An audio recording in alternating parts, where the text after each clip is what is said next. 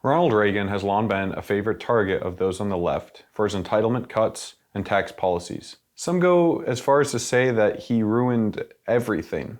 That might be giving him a little bit too much credit, but the criticism is clear. They argue that his policies accelerated income inequality and reduced income growth for the bottom 90% of earners. Regardless of whether these claims hold water, critics often overlook the 1983 Social Security amendments, a bipartisan effort signed into law by Reagan. These reforms helped save the system that today lifts 1.4 million children and 16.5 million older adults above the poverty line. Established by the Roosevelt administration, Social Security was to provide supplemental income for Americans in their old age.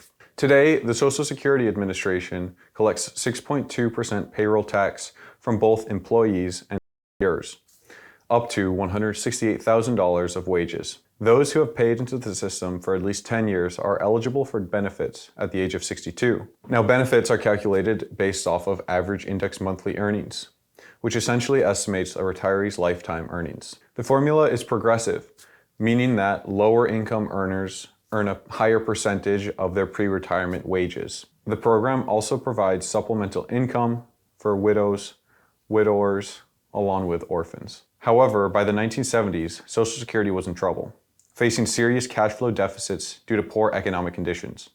Congress attempted to address the issue with reforms in 1977 and 81, but by 82, it was clear that more drastic measures were needed. The trustees issued a dire warning in 1982, stating that without immediate corrective legislation, the Old Age and Survivors Insurance Trust Fund would be out of money by July of 1983. In response, President Reagan established a bipartisan Greenspan Commission in 1981, named after its chairman, Alan Greenspan.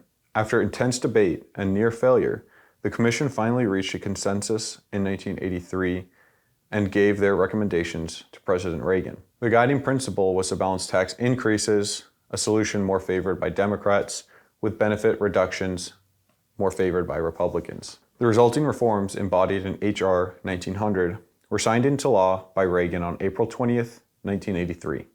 Key elements of the bill included a 6-month delay in the cost of living adjustment for benefits, an acceleration of previously enacted payroll tax increases, extension of Social Security coverage to new federal employees and employees of nonprofit organizations, widening the tax base, taxation of benefits for higher income beneficiaries, a gradual increase in the normal retirement age from 65 to 67, which began in 2000 and was phased in slowly through 2022. Now, what were the results of the reforms? Well, immediately in 1983, Social Security became cash flow neutral and ran significant surpluses until 2010.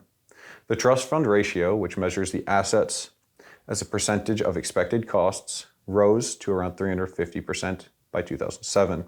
Additionally, the 75-year actuarial balance, a key measure of the system's long-term solvency, which considers income minus costs as a percentage of payroll over a 75-year period, was projected to be even in 1983. In summary, while Reagan is often criticized for contributing to income inequality, his role in preserving Social Security highlights his capacity for compromise and his commitment to the nation's long-term stability, a trait that is sorely needed in today's political climate, as the Social Security Trust Fund is projected to be depleted by 2035. I appreciate you guys watching this video. God bless and have a great rest of your day.